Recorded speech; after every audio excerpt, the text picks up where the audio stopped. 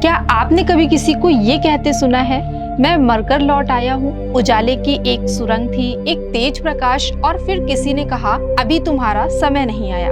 ये कोई कल्पना नहीं, बल्कि विज्ञान की भाषा में इसे कहते हैं नियर डेथ एक्सपीरियंस, यानी मृत्यु के निकट अनुभव। लेकिन क्या आप जानते हैं, गरुड़ पुराण में हजारों साल पहले ही इस रहस्य को विस्तार से बताया गया है।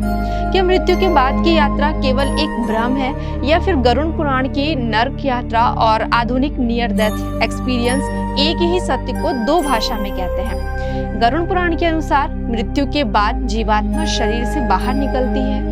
यमदूत आते हैं जो आत्मा को प्रेत शरीर में बांधकर एक यात्रा पर ले जाते हैं, जिसे सूक्ष्म यात्रा या नर्क यात्रा कहा गया है।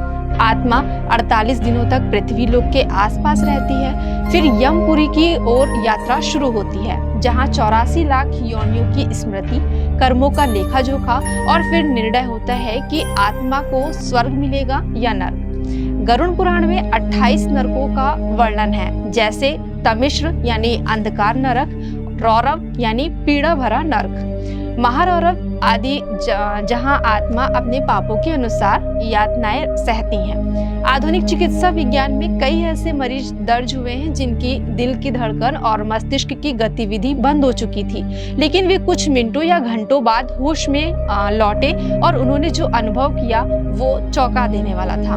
एक सुरंग दिखाई दी, तेज सफेद प्रकाश, अपने शरीर को ऊपर से देखते हुए किसी दिव्य शक्ति से संवाद, जीवन की घटनाओं को एक साथ देखना और वापस भेजे जाने का आदेश, अभी समय नहीं आया।